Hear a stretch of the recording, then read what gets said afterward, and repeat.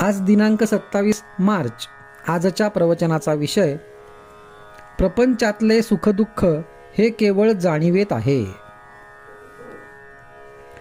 प्रापंचिकाच्या मनात नेहमी एक शंका येते की खोटे करून सुद्धा जर सुखी होता येते तर तसे करायला काय हरकत आहे. सन्मार्गाने गेला तरी माणूस दुःखी का होतो अशी ही शंका आपल्याला येते.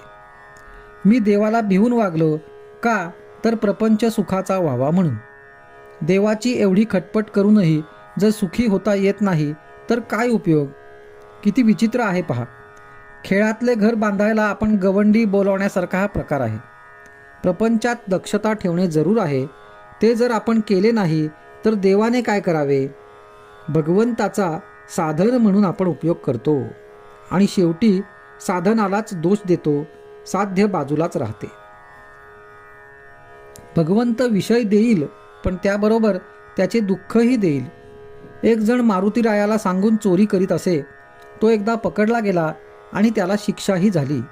तेव्हा तीही मारुतीच्या संमतीनेच झाली असे नाही का.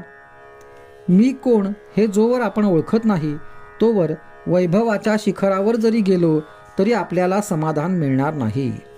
ज्याच्यापासून प्रपंच झाला त्याला ओळखता आले पाहिजे.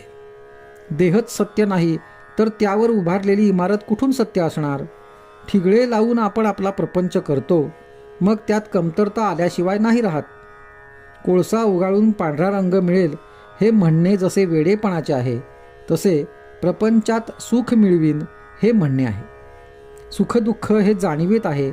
आपल्याला मिळायचे तेवढेच मिळते पण आपले हवे नकोपण म्हणजे आपली वासना गेली की सुखदुःख राहत नाही. वासना मारायला भगवंताचे अधिष्ठान हाच एक उपाय आहे.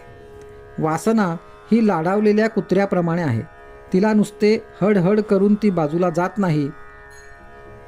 पण तेही बरोबरच आहे कारण आपणच तिला लाडावून ठेवले आहे. म्हणून भगवंताच्या पूजेच्या वेळीसुद्धा ती देवघरात येते.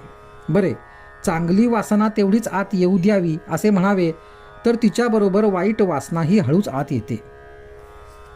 शिवाय वाईट वासनेमध्ये चांगल्या वासनेला मारण्याचे बळ आहे कारण आपण स्वतः वाईट वासनेच्या बाजूचेच आहोत.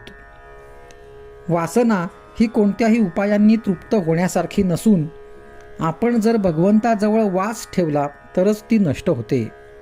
मी करता नसून परमात्मा करता आहे अशी भावना झाल्याशिवाय मन भगवंताला अर्पण होणार नाही.